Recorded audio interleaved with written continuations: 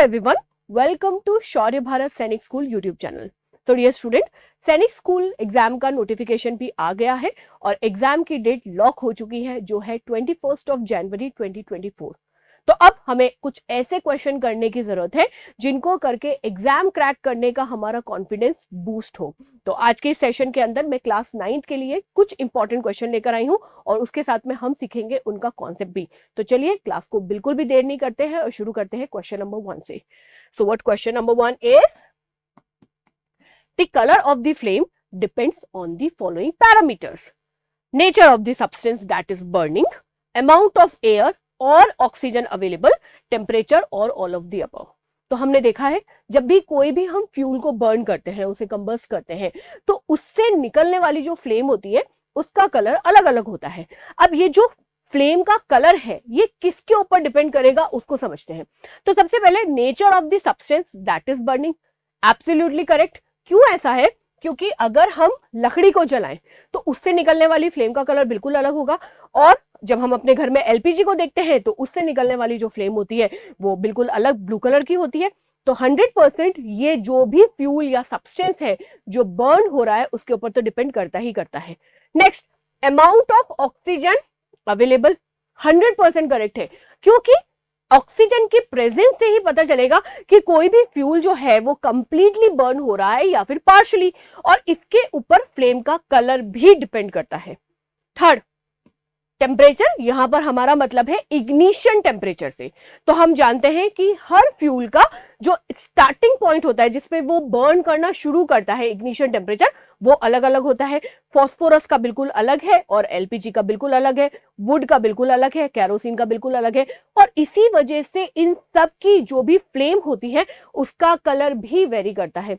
तो हम ओवरऑल ऐसे बोल सकते हैं कि सारे के सारे पैरामीटर के ऊपर हमारी फ्लेम का कलर डिपेंड करता है। तो ऑप्शन हो गया ऑल ऑफ द अबव।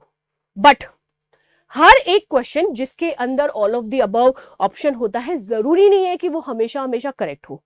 तो आपके लिए यही एडवाइसेबल है कि जब भी इस तरह के क्वेश्चन आते हैं आप हर एक ऑप्शन को बहुत अच्छी तरह से पढ़ें और फिर करेक्ट ऑप्शन को टिक करें। क्वेश्चन नंबर 2 देखते हैं। Pituitary gland is called as master gland, it itself regulated by thymus, hypothalamus, gonad और पीनियल ग्लैंड। तो क्वेश्चन में इसने खुद ने ही बता दिया है कि भाई हमारी पिट्यूटरी जो है वो तो मास्टर ग्लैंड है, बट अब इस मास्टर को कंट्रोल करने वाला हमारे पास में कौन है? तो पहले करेक्ट ऑप्शन देखते हैं, और करेक्ट ऑप्शन है हमारा हाइपोथैलेमस, जो भी हमारे ब्रेन के अंदर ही लोकेटेड है। इस हाइपोथैलेमस को हम लोग बोलते हैं master of master gland, master of master gland. अब ऐसा क्यों है? क्योंकि ये हमारी मास्टर ग्लैंड को रेगुलेट या फिर कंट्रोल करता है। अब यहां पर दो चीजें हैं जिससे आपको ये पता चल जाएगा कि कोई भी हार्मोन हमारी मास्टर ग्लैंड बना रही है या फिर हमारा हाइपोथैलेमस बना रहा है। तो उसके लिए अगर कभी भी आपको किसी हार्मोन के आगे ट्रोपिक वर्ड समझ में आता है या दिखाई देता है, दैट मीन्स वो हार्मोन 100% पिट्यूटरी ग्लैंड बना रही है। जैसे मैं यहां पे एग्जांपल दे देती हूं, थायरोट्रोपिक हार्मोन, एडिनोकॉर्टिकोट्रोपिक हार्मोन। ट्रोपिक का मतलब होता है डायरेक्ट करने वाला, और ये डायरेक्टेड हार्मोन सारे के सारे कौन बनाती है? हमारी पिट्यूटरी ग्लैंड। अब बारी आती है हमारी मास्टर ऑफ मास्टर ग्लैंड की, यानी हाइपोथैलेमस की। सो हाइपोथैलेमस के जितने भी हार्मोन्स होते हैं उनके आगे क्या लगा हुआ होता है? Releasing hormone. तो एक बहुत छोटी सी इंपॉर्टेंट ट्रिक है जो आपको याद करनी है। जैसे मैं आपको बताती हूं कि थायरोट्रोपिक रिलीजिंग हार्मोन, अब हाइपोथैलेमस ने ये रिलीजिंग हार्मोन को सिक्रीट किया, ये रिलीजिंग हार्मोन जाएगा पिट्यूटरी ग्लैंड के पास में, और पिट्यूटरी ग्लैंड रिलीज करेगी थायरोट्रोपिक हार्मोन। थायरोट्रोपिक हार्मोन जाएगा थायराइड ग्लैंड के पास में और वो अपना थायरॉक्सिन रिलीज करेगी। तो ये पूरा का पूरा जो हमारा एंडोक्राइन सिस्टम है ये कुछ इस मैनर के अंदर काम करता है। ठीक है, तो याद रखिएगा ट्रोपिक हार्मोन और रिलीजिंग हार्मोन का कॉन्सेप्ट। चलिए जी क्वेश्चन नंबर 3 देखते हैं। Now chemical process that can be use for treating water, chlorination, saponification, emulsification और फिल्ट्रेशन। अब नेचुरल सी बात है, जब पानी की बात आएगी तो फिल्ट्रेशन सबसे पहले हमारे दिमाग में आता है, बट यहां पर हम पानी को ट्रीट कर रहे हैं, यही हमें क्वेश्चन के अंदर पढ़ के ध्यान में रखना होता है। सो हमारा फिल्ट्रेशन तो आएगा नहीं। अब हमारा करेक्ट ऑप्शन क्या है? करेक्ट ऑप्शन है क्लोरीनेशन। सो क्लोरीनेशन के अंदर बेसिकली क्या इस्तेमाल किया जाता है? क्लोरीनेशन के अंदर इस्तेमाल किया जाता है क्लोरीन।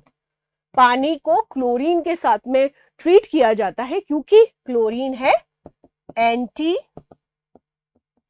बैक्टीरियल।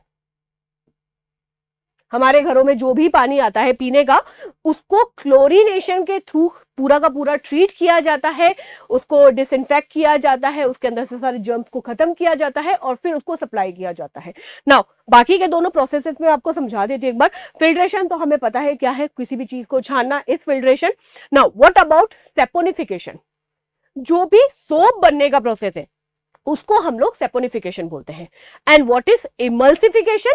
इमल्सिफिकेशन एक ऐसा प्रोसेस है जिसके अंदर हम दो ऐसी चीजों को मिक्स करेंगे जो नेचुरल तरीके से मिक्स नहीं होती हैं, जैसे ऑयल और वाटर आपस में एक दूसरे में इमिक्सेबल है, लेकिन अगर मुझे उन दोनों को मिक्स करना है तो हम उसका बनाएंगे इमल्सिफिकेशन करेंगे और हम उसका बनाएंगे इमल्शन।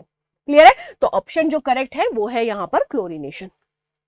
चलिए नेक्स्ट क्वेश्चन देखते हैं, question number 4। Now which of the following is the site of fertilization in human?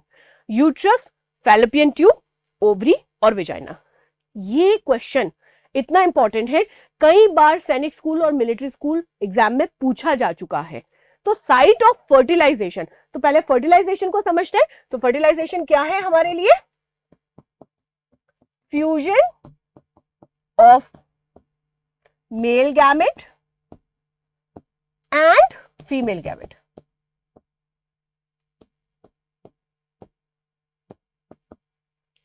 और हम बात कर रहे हैं ह्यूमन की, तो ह्यूमन के अंदर ये जो फर्टिलाइजेशन होता है ये किस तरह का होता है? ये होता है इंटरनल। इंटरनल जब भी हम फर्टिलाइजेशन की बात करते हैं तो ज्यादातर जो फीमेल एनिमल होता है उसकी बॉडी के अंदर ये फर्टिलाइजेशन पूरा का पूरा कंप्लीट होता है। अब बात करते हैं साइट की।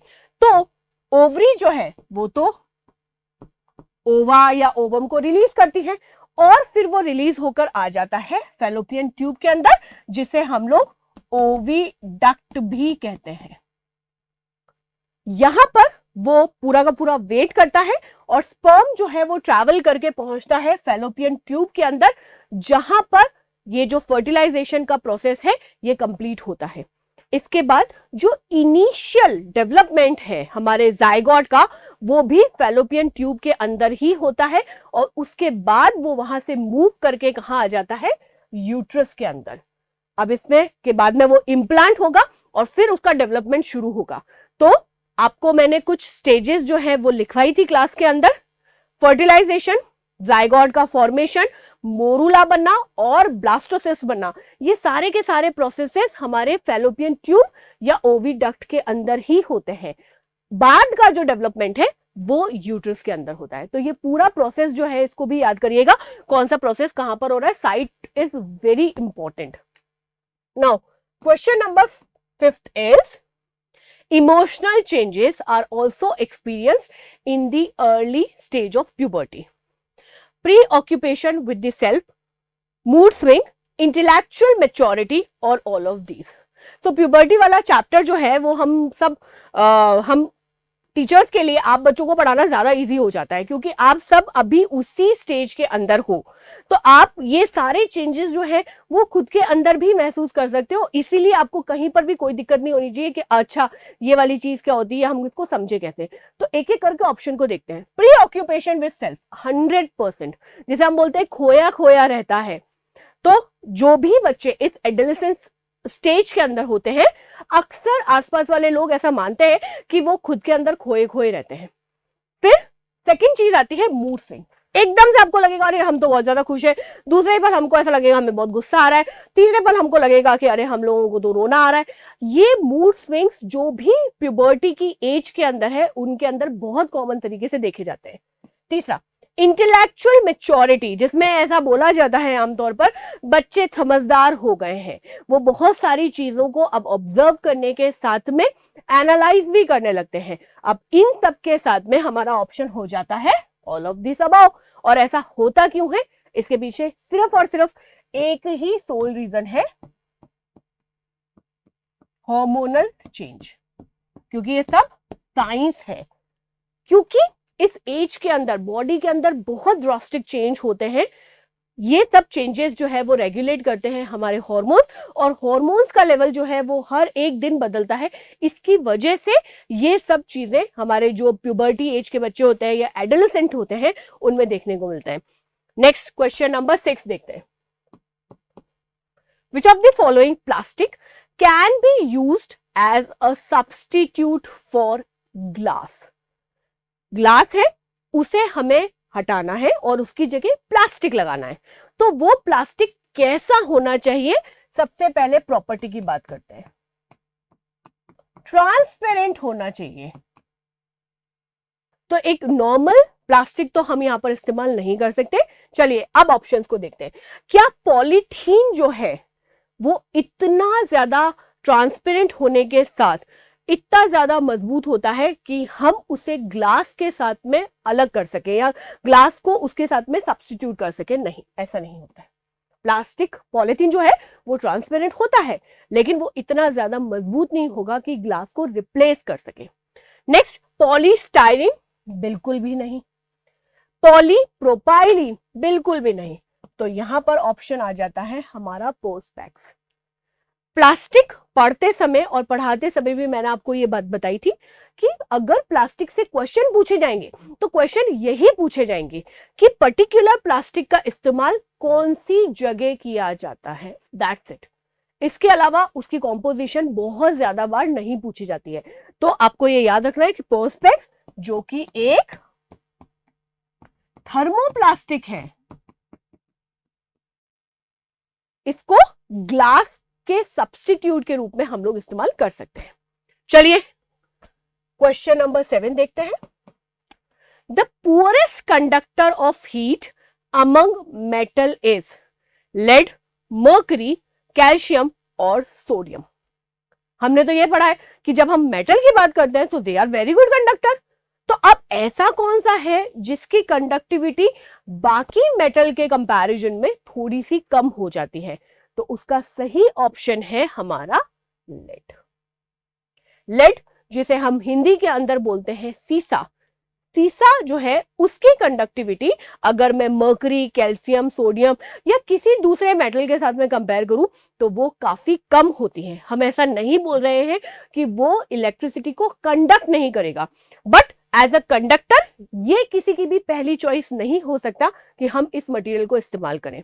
अब क्योंकि यहाँ पे हम लोगों ने पुअरेस्ट कंडक्टर की बात करी है तो नेचुरल सी बात है कि इसका ठीक ऑपोजिट क्वेश्चन भी यहां पर पूछा जा सकता है और उसको बोला जा सकता है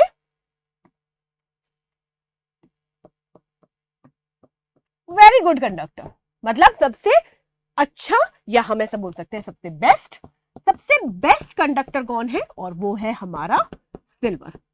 तो डियर स्टूडेंट, जब भी हम किसी चीज को कंपैरिजन मोड में लेके जाते हैं तो उसका हाईएस्ट और लोएस्ट हमको दोनों याद रखना होता है। तो सबसे अच्छा कंडक्टर जो है वो है हमारा सिल्वर, उसके बाद बारी आती है हमारे कॉपर और एल्यूमिनियम की। बट क्योंकि सिल्वर बहुत ज्यादा महंगा होता है इसलिए हम लोग जब भी कोई इलेक्ट्रिकल इक्विपमेंट की या अप्लायंसेस की बात करते हैं तो उसके अंदर कॉपर का इस्तेमाल किया जाता है। और सबसे बुरा कंडक्टर या हम ऐसे कह सकते हैं सबसे जो खराब कंडक्टर है वो कौन सा है? हमारा लेड। तो दोनों चीजों को इक्वली याद कीजिएगा। Now coming to question number 8। Now which of the following causes Minamata disease? Lead, mercury, cadmium और आर्सेनिक। ये एक बहुत ही बढ़िया क्वेश्चन है जो कि हमारे पॉल्यूशन वाले चैप्टर से पूछा गया है। अब जब हम पॉल्यूशन की बात करते हैं तो इसमें मेजरली हम लोगों ने एयर पॉल्यूशन पढ़ा है, हम लोगों ने वाटर पॉल्यूशन पढ़ा है, हमने नॉइस पॉल्यूशन को भी पढ़ा है। तो वाटर पॉल्यूशन से होने वाली ये एक डिजीज है जिसका नाम है मिनामटा। मीना माता मत कीजिएगा इसको। अब ये किसकी पॉइजनिंग है? तो सबसे पहले करेक्ट आंसर देखते हैं। करेक्ट आंसर है मर्करी। और ये मीना माता या मिनामटा वर्ड कहां से आया है? ये एक्चुअली में एक जापानीज वर्ड है और ये जापान की एक लोकेशन है जहां पर ये बीमारी सबसे ज्यादा फैली थी। तो बेसिकली मिनामटा है क्या? ये मर्करी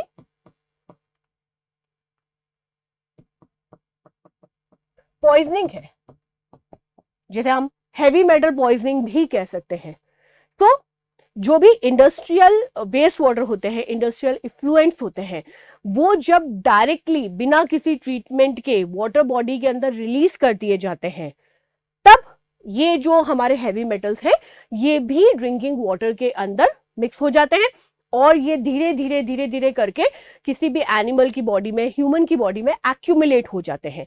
ऐसा इसलिए होता है क्योंकि हम इनको कहीं पर भी कंज्यूम करने के बाद में यूज नहीं कर पाते हैं। तो ऐसा ही हुआ था जापान के एक सिटी टाउन के अंदर जिसका नाम था मिनामटा। वहां पर मरकरी, मिथाइल मरकरी की पॉइजनिंग जो है वहां पर बहुत सारे लोगों को एक साथ में हुई थी। और ऐसा इसलिए हुआ क्योंकि ये जो मरकरी है वो कंज्यूम किए चले जा रहे थे। तो बहुत ज्यादा लॉन्ग एक्सपोजर उनका हुआ था मिथाइल मरकरी के साथ में। तो इस डिजीज का नाम रखा गया मिनामटा डिजीज। वैसे ये बेसिकली एक मरकरी पॉइजनिंग है, लेकिन ऐसी ही पॉइजनिंग लेड के कंजप्शन से भी होती है, जिसको हम लोग बोलेंगे लेड पॉइजनिंग। देन कैडमियम की मैं बात करूं तो वो भी बहुत ज्यादा नुकसान करता है ह्यूमन को। सो कैडमियम पॉइजनिंग को बोला जाता है इटाई। और इन सब पॉइजनिंग इंक्लूडिंग आर्सेनिक पॉइजनिंग,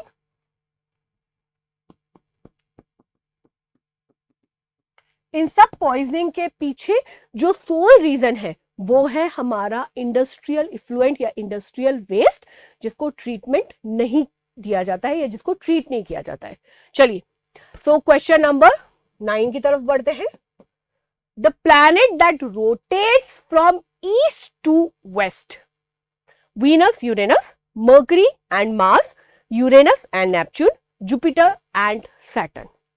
सो हमको पता है कि प्लैनेट वो होते हैं जो कि किसी भी स्टार या सन जो है उसके चारों तरफ रिवॉल्व करते हैं।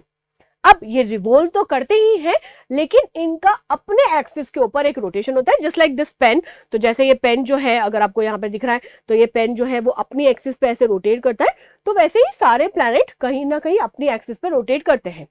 अब जब हम लोग इस रोटेशन की डायरेक्शन की बात करते हैं तो मैक्सिमम प्लैनेट जो है वो रोटेट करते हैं west to east, including our earth. क्योंकि ईस्ट टू वेस्ट जो रोटेशन है वो किसका है? सन का। तो ऐसे कौन से प्लैनेट है जो कि सन की डायरेक्शन के अंदर ही रोटेट करे? तो ऐसे 2 प्लैनेट है और वो है वीनस और यूरेनस। ये दोनों बाकी सारे जो भी प्लैनेट है उनसे ऑपोजिट डायरेक्शन के अंदर रोटेट करते हैं अपनी खुद की एक्सिस के अंदर। इसके साथ साथ आपको मैं एक और चीज यहाँ पे बता देना चाहती हूँ कि जब हम प्लैनेट्स की बात करते हैं तो बहुत सारे प्लैनेट ऐसे हैं जो कि रिक्लाइन है। दैट मीन्स वो बिल्कुल ऐसे सीधे नहीं होके अपनी एक्सिस पे थोड़े से झुके हुए हैं। तो इन प्लैनेट के ऊपर भी क्वेश्चन जो है यहाँ पर पूछा जा सकता है, तो उनको याद रखिएगा। चलिए नेक्स्ट क्वेश्चन देखते हैं। So question number 10 is the laws of reflection hold good for plane mirror only, concave mirror only, convex mirror only, all mirror irrespective of their shape. So जब हम रिफ्लेक्शन की बात करते हैं, दैट मीन्स जो भी लाइट हमारे किसी भी एक चमकदार सरफेस पे गिरती है या मिरर पे गिरती है, उसका कुछ या बहुत ज्यादा पार्ट जो है वो वापस उसी मीडियम के अंदर बाउंस बैक होता है, और इसी फिनोमेना को हम लोग बोलते हैं ये रिफ्लेक्शन है। जब भी हम रिफ्लेक्शन की बात करते हैं तो रिफ्लेक्शन के 2 लॉ हम लोगों ने क्लास के अंदर डिस्कस किए हैं। एक, जो भी इंसिडेंट रे होती है, जो भी रिफ्लेक्टेड रे होती है, और जो भी नॉर्मल होता है। यानी कि अगर मैं इसको इस तरह से बनाऊं तो ये इंसिडेंट रे है ये रिफ्लेक्टेड है, और फिर मैं एक इमेजिनरी लाइन बनाऊंगी जिसे हम लोग बोलते हैं नॉर्मल। ये तीनों की तीनों एक ही प्लेन में होने चाहिए, ये फर्स्ट लॉ है। और जब हम एंगल की बात करते हैं, so angle of incidence is always equals to angle of reflection. ये दो लॉज जो है वो हमेशा जो भी रिफ्लेक्शन होगा लाइट का उसके अंदर 100% फॉलो होते हैं। अब यहां पर क्वेश्चन में ये पूछा जा रहा है कि ये जो दोनों लॉ है ये सिर्फ और सिर्फ क्या प्लेन मिरर के लिए है, कॉनकेव के लिए है, कॉन्वेक्स के लिए है, या सारे मिरर इस लॉ को फॉलो करते हैं नो मैटर व्हाट उनकी शेप कैसी भी हो। तो यहां पर ऑप्शन जो है वो हो जाएगा हमारा डी। अगर मिरर है और उससे रिफ्लेक्शन हो रहा है तो 100% ये जो लॉज है उनको फॉलो किया जाएगा, नो मैटर कि वो स्फेरिकल कौन सा वाला है, कॉनकेव है, कॉन्वेक्स है या बिल्कुल प्लेन मिरर है। चलिए नेक्स्ट क्वेश्चन देखते हैं। So question number 11 is dash is one of the most prevalent hotspot of biodiversity in India, Himalayas, Western घाट, गंगाज और none of the above. So यहां पर क्योंकि हम लोग बायोडाइवर्सिटी की बात कर रहे हैं, and what do we mean by hotspot, तो हॉटस्पॉट का मतलब होता है जहां की बायोडाइवर्सिटी बिल्कुल यूनिक होती है। अब बायोडाइवर्सिटी तो हर एक जगह है, इस कमरे के अंदर भी है, लेकिन ऐसी जगह जहां की बायोडाइवर्सिटी बिल्कुल यूनिक है उस जगह को कंजर्व करना बहुत ही ज्यादा जरूरी हो जाता है। तो इसीलिए जो भी एजेंसीज होती हैं वो इस तरह की कुछ जगहों को मार्क करके रखती हैं कि ये हॉटस्पॉट है, यहाँ की बायोडाइवर्सिटी को सबसे ज्यादा कंजर्व करना है। और ऐसा ही एक हॉटस्पॉट है हमारा वेस्टर्न घाट। तो वेस्टर्न घाट जो है वो एक पूरी की पूरी माउंटेन रेंज है जो बेसिकली केरला के अंदर है, लेकिन ये काफी सारी जो स्टेट है उनको ट्रांसफर करता है, जैसे केरला,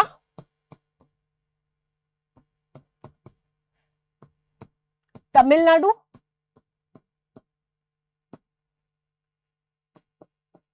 कर्नाटका, गोवा, महाराष्ट्र एंड गुजरात। तो आपको अभी यहां पर सारी स्टेट देख के भी समझ में आ जाना चाहिए कि अच्छा हाँ अब यहां पर कितनी ज्यादा बायोडाइवर्सिटी होगी, और इसीलिए यहां की बायोडाइवर्सिटी को सबसे ज्यादा तवज्जो दी गई है और ये बायोडाइवर्सिटी हॉटस्पॉट के रूप में उभर के आया है और यहां पर सबसे ज्यादा कंजर्वेशन किया जाता है। चलिए नेक्स्ट हम देखते हैं question number 12। Which statement describes a vector? It has magnitude but no direction. It has direction but no magnitude. It has both direction and magnitude. It has constant magnitude but no direction. So यहाँ पर जब हम magnitude की बात करते हैं तो हमारा मतलब है किसी भी चीज की पावर कितना ज्यादा या कितना कम है उसको हम लोग मैग्नीट्यूड से रिप्रेजेंट करते हैं। अब जब भी हम वेक्टर की बात करते हैं तो पहले तो क्वेश्चन सुन के आपको ये लगा होगा कि अच्छा हाँ मैम ने हमको पढ़ाया था ना कि एनोफिलीज इज अ वेक्टर, हमारा एडीज इज अ वेक्टर, ये वो वाला वेक्टर है। पर यहाँ पर हम लोग वेक्टर क्वांटिटी की बात कर रहे हैं। तो दो तरह की क्वांटिटीज होती हैं बेसिकली, एक होती है स्केलर क्वांटिटी, दूसरी होती है वेक्टर क्वांटिटी। अब दोनों के अंदर क्या फर्क है इसको हम लोग कुछ इस तरह से समझेंगे। हमारे पास में यहाँ पर दो कार है। ये जो कार है, पहली कार आपको क्या बता रही है ना, स्पीड, कितनी तेज हम ट्रैवल कर रहे हैं। कार ट्रैवल कर रही है, हम ट्रैवल कर रहे हैं, तो हम बोलते हैं the car is travelling at a speed of 20 metre per second. एक सेकेंड के अंदर 20 मीटर का डिस्टेंस ये कार ट्रैवल करती है, तो ये हुआ उसकी स्पीड। अब ये स्पीड तो इसने हमको बता दी कितना ज्यादा फास्ट जा रही है, पर कहां जा रही है, कौन सा डायरेक्शन में जा रही है वो हमको नहीं पता है। Now coming to the second part which is velocity. Now velocity में यहां पर हमारे पास में डायरेक्शन भी है। The car is travelling at a velocity of 20 metre per second in east. अब डायरेक्शन मिल गया है, इस दिशा में जा रही है, ऐसे गोल गोल नहीं घूम रही है, इस दिशा में जा रही है, तो हम उसको क्या बोलेंगे, velocity. Now coming to the velocity, ये एक वेक्टर क्वांटिटी है। और जब हम स्पीड की बात करते हैं, क्योंकि वो उसके अंदर कोई डायरेक्शन मेंशन नहीं है, उसे हम लोग बोलते हैं स्केलर। गुड। तो यही दोनों के अंदर फर्क होता है जब भी हम स्केलर की बात करते हैं और जब भी हम वेक्टर की बात करते हैं। ऐसा ही हम लोग फर्क देखते हैं जब हम मास की बात करते हैं और जब हम वेट की बात करते हैं। तो मास इतने किलोग्राम है, अब कहां पर है ये हमको नहीं बताया गया है, तो वो एक स्केलर क्वांटिटी है। और जब भी हम लोग वेट की बात करते हैं तो क्योंकि उसमें ग्रेविटेशनल एक्सेलरेशन को मेंशन किया जाता है, इसीलिए वो एक वेक्टर क्वांटिटी हो गई। तो चलिए अब इसका आंसर देख लेते हैं। जब हम वेक्टर की बात करते हैं, it has both direction as well as magnitude. मैंने फोर्स लगाया, पर कौन सी डायरेक्शन में लगाया ये भी मुझे बताना होगा। तो इस तरह का क्वेश्चन बहुत ही ज्यादा इंपॉर्टेंट होता है, याद रखिएगा उसको। चलिए नेक्स्ट क्वेश्चन देखते हैं। तो question number 13 is loud sound can travel a higher distance due to higher amplitude, higher energy, high frequency और हाई स्पीड। अब डिस्टेंस की बात आई है तो यहां पर हम लोग सिर्फ और सिर्फ एनर्जी को या स्पीड को नहीं ले सकते। दो हमारा साउंड जो है वो एक तरह की एनर्जी है, बट साउंड ट्रैवल कैसे कर रहा है? साउंड ट्रैवल कर रहा है आपका इस वेव पैटर्न के अंदर। और जब हम वेव की बात करेंगे तो यहां पर हम लोग सारे फैक्टर वेव वाले ही लेंगे। अब क्योंकि बात हो रही है लाउडनेस की, तो लाउडनेस कौन से फैक्टर पे डिपेंड करती है? वो होता है उसका amplitude. Now what do we mean by amplitude? Is simple, the deviation. आपको यहां वेव से पता लग जाना चाहिए कि कौन सा साउंड जो है वो लाउडर होगा, तो वो डिपेंड करता है उसके एम्पलीट्यूड पे। करेक्ट आंसर यही है। Now coming to the second factor which is frequency. So frequency is this.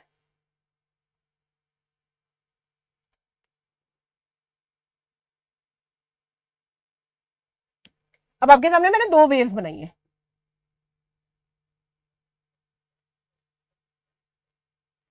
दोनों का एम्पलीट्यूड सेम है, बट फ्रीक्वेंसी किसकी ज्यादा है? आप बोलोगे मैम इसकी। तो जब हम फ्रीक्वेंसी की बात करते हैं तो उससे डिसाइड होती है पिच। और हम आम भाषा में बोलते हैं कि आवाज कितनी पतली है, आवाज कितनी भारी है, ये कौन बताएगा? उसकी फ्रीक्वेंसी। सो विमेन की जो वॉइस होती है उसकी फ्रीक्वेंसी बहुत ज्यादा होती है, इसलिए उनकी आवाज हम लोगों को थोड़ी सी ज्यादा हाई पिच्ड या ज्यादा श्रिलर लगती है। जबकि अगर हम बॉयज या मेल की बात करते हैं तो उनकी आवाज डीप क्यों होती है? क्योंकि उसकी फ्रीक्वेंसी कम होती है। तो ऐसा क्वेश्चन अलग अलग तरीके से सैनिक स्कूल में कई बार पूछा जा चुका है, तो इसको याद रखिएगा। Loudness, amplitude and frequency, pitch और श्रिलनेस। चलिए नेक्स्ट क्वेश्चन देखते हैं।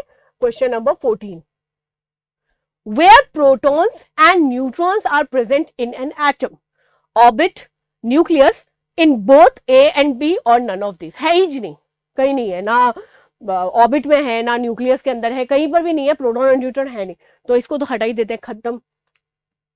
चलिए अब प्रोटॉन और न्यूट्रॉन की बात हो रही है, तो हमको एक सिंपल अपना जो स्ट्रक्चर है वो याद रखना होगा। हम एटम बनाते हैं ऐसे, ये है हमारा न्यूक्लियस। अब क्योंकि मैं हमेशा न्यूक्लियस को इस पॉजिटिव साइन से ही डिनोट करती हूँ, दैट मीन्स इसके अंदर होगा प्रोटॉन प्लस न्यूट्रॉन। न्यूट्रॉन के ऊपर कोई चार्ज नहीं है तो इसलिए उसको कहीं पर भी नहीं गिनेंगे। और फिर हमारे साइड में कौन आ जाते हैं? फिर इसके चारों तरफ आ जाएंगे हमारे अलग अलग ऑर्बिट्स, और इन ऑर्बिट्स के अंदर होंगे हमारे इलेक्ट्रॉन। तो इलेक्ट्रॉन ऐसे इसके चारों तरफ चक्कर लगा रहे हैं 6th ऑर्बिट में। क्लियर? अब क्योंकि ये जो प्रोटॉन है, जो न्यूट्रॉन है, ये हमारे न्यूक्लियस के अंदर है, विच इज करेक्ट आंसर। आपको अगर मास नंबर पूछे, है ना, या एटॉमिक मास पूछे, दोनों में से दोनों एक ही चीज है, अलग अलग तरीके से पूछी जा सकती है, तो आप क्या करोगे?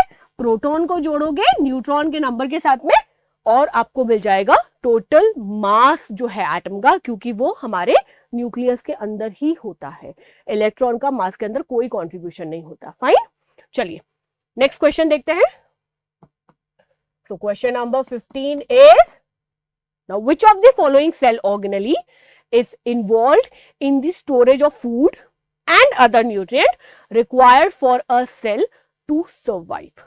now cell को पढ़ाते समय मैंने आपको यही चीज मेंशन करी थी कि सेल से क्वेश्चन अगर ऑर्गेनली के आए हैं तो वो 100% उसके फंक्शन से रिलेटेड आएंगे। तो अब हमारे पास में फंक्शन दिया हुआ है और वो है स्टोरेज। यहां पर सिर्फ और सिर्फ फूड को हाईलाइट किया हुआ है, फूड को हाईलाइट किया हुआ है, बट अदर कोई भी न्यूट्रिएंट है तो उसको स्टोर कहां करेंगे सेल के अंदर। तो जब भी हम बात स्टोरेज डिवाइस की करते हैं तो वो आता है हमारा vacuoles. They are basically storage device, जहां पर हम जो भी एक्स्ट्रा है सेल के अंदर उसको स्टोर कर देंगे।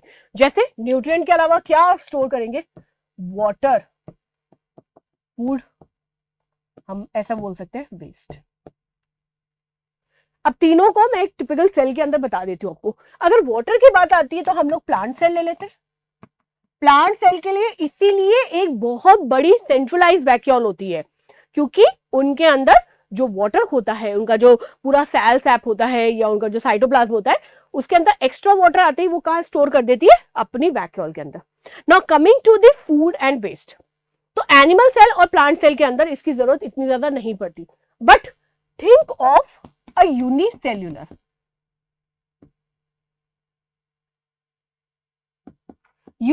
ऑर्गेनिज्म लाइक अमोइबा और पैरामीशियम। एक ही सेल है, कोई बहुत अलग से तो उसके अंदर जगह भी नहीं है, ऑर्गन भी नहीं है, कुछ भी नहीं है।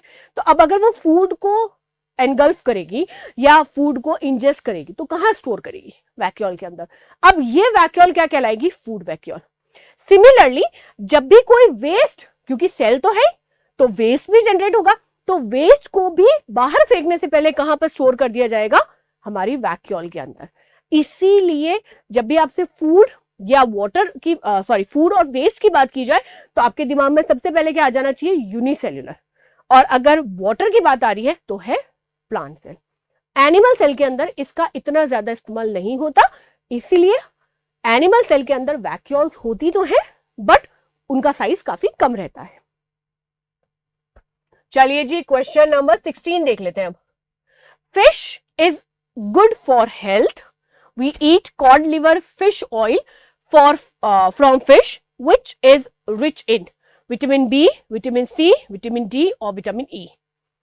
तो कॉड लिवर ऑयल एक बहुत ही अच्छा सप्लीमेंट है जिसको कई सालों से लोग लेते आ रहे हैं, और इसके अंदर वैसे तो बहुत अलग अलग हमारे न्यूट्रिएंट्स होते हैं, लेकिन मेजर इसको किस चीज के लिए खाया जाता है या हम लोग इसको सप्लीमेंट के रूप में किस चीज के लिए लेते हैं, तो करेक्ट आंसर है हमारा vitamin E. Vitamin B, vitamin C इसलिए नहीं हो सकते क्योंकि ये दोनों वाटर सॉल्युबल विटामिन है।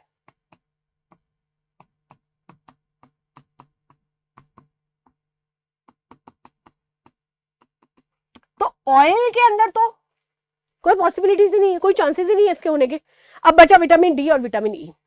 तो इसके अंदर बेसिकली विटामिन ए भी होता है, विटामिन ई भी होता है और विटामिन डी भी होता है, बट सबसे मेजर जो इसके अंदर है, क्योंकि ये ऑयल है तो क्या होगा, विटामिन ए और डी को इसके अंदर ऐड किया जाता है, यानी फोर्टिफाइड किया जाता है, तब हम इसको खा सकते हैं। Now coming to question number 17, in which of the following statement is और आर इनकरेक्ट, मतलब कौन से स्टेटमेंट या हमारे लिए गलत है। चलिए एक एक करके स्टेटमेंट को पढ़ते हैं और वहीं इसको मार्क कर देना है। दैट्स द प्रोसेस और trick to do this. The crop which are sown in the rainy season called kharif crop, बिल्कुल करेक्ट। मॉनसून क्रॉप्स भी कहा जाता है, बरसात मॉनसून के सीजन के अंदर इनको हम लोग बोते हैं। Next statement is the crops which are sown in the winter season called as rabi, बिल्कुल रबी की जो फसल होती है वो सर्दियों के अंदर ही बोई जाती है जब हम खरीफ की फसल को हार्वेस्ट कर चुके होते हैं। Now paddy, cotton and wheat are the example of kharif crop. अब यही गलती हो गई क्योंकि हमारे इंडिया के अंदर दो मेजर फूड क्रॉप है, एक है हमारा राइस और एक है हमारा व्हीट, और दोनों अलग अलग ग्रुप को बिलोंग करते हैं। यहां पर दोनों को एक ही ग्रुप के अंदर डाल दिया, तो अब देखते हैं गलत कौन सा है। तो गलत आ गया है ये व्हीट। व्हीट एक रबी की फसल है, तो ये स्टेटमेंट जी हो गया है हमारा गलत। चलिए नेक्स्ट स्टेटमेंट भी हम लोग पढ़ लेते हैं। Peas, gram, mustard are the example of rabi crop including हमारा व्हीट, हमारा लाइन सीड, ये सब रबी की फसल है, सर्दियों की फसल। इमेजिन सरसों, हरे हरे मतलब सॉरी हरे नहीं, पूरे येलो कलर का जो पूरा खेत हम लोग देखते हैं मूवी के अंदर, वो सरसों है, तो वो सर्दियों के अंदर देखने को मिलेगा हमको, तो वो रबी की फसल है। तो यहां पर आपको ये ध्यान रखना है, ये तो ऑब्वियसली हमको पता होता है कि बरसात में कौन सी होती है, हमारी सर्दियों में कौन सी होती है, बट जो फसल है, कौन सी पर्टिकुलर क्रॉप कौन से सेक्शन के अंदर आएगी, यहां से क्वेश्चन सबसे ज्यादा पूछा जाता है। Okay, now coming to the last question of this session. Now Boojho wants to know the incorrect statement about viruses। अब बूझो को कुछ बूझना है और वो बोल रहा है भाई मुझे वायरस के बारे में बताओ कि क्या गलत है। चलिए एक एक करके पढ़ते हैं। Viruses are the smallest micro organism. Virus do not feed, respire, excrete और move. Virus can reproduce in bacterial cell और नन ऑफ द अबव। चारों स्टेटमेंट एक जैसे ही लग रहे हैं, वापस एक बार देखते हैं और देखते हैं करेक्ट कौन सा है। Viruses are the smallest micro organism, बिल्कुल करेक्ट स्टेटमेंट है। वायरसेस के लिए स्पेशल तरीके के फिल्टर आते हैं और कुछ वायरसेस तो उसको भी एस्केप कर देते हैं। They do not respire, feed, excrete और move. Exactly, because they are acellular. तो ये सब चीजें करने की जरूरत नहीं है। Viruses can reproduce in bacterial cell, बिल्कुल करेक्ट है, क्योंकि जब वो बैक्टीरिया को इन्फेक्ट करते हैं तो हम उन्हें कहते हैं बैक्टीरियोफाज। एक्चुअली बैक्टीरियोफेज भी कहा जाता है, पर bacteriophage is A correct pronunciation. So bacteriophage मतलब एक माइक्रो ऑर्गेनिज्म दूसरे माइक्रो ऑर्गेनिज्म को भी अफेक्ट करता है। तो अब देखो इसका आंसर आ गया नन ऑफ द। तो ऐसा कहीं नहीं है, ये क्वेश्चन मैं इसलिए लेकर आई हूं, ऐसा कहीं नहीं लिखा हुआ है कि अगर नन ऑफ द अबव का कोई ऑप्शन आएगा तो वो कभी भी करेक्ट नहीं हो सकता, ऐसा कुछ भी नहीं है। सो डियर स्टूडेंट, आज हमने किए हैं बहुत ही अच्छे अच्छे यूनिक से क्वेश्चन और सीखा है उनके आसपास का बहुत सारा कॉन्सेप्ट। तो ऐसे ही इंपॉर्टेंट क्वेश्चन और उनके कॉन्सेप्ट लेकर मैं नेक्स्ट सेशन में आपसे मिलती हूँ। टिल देन थैंक यू, जय हिंद, जय भारत। और इसके साथ ही ऐसे इंपॉर्टेंट क्वेश्चन हर एक सब्जेक्ट में करने के लिए आज ही सब्सक्राइब कीजिए शौर्य भारत सैनिक स्कूल यूट्यूब चैनल को और कीजिए अपना सैनिक स्कूल में जाने का सपना साकार। जय हिंद, जय भारत।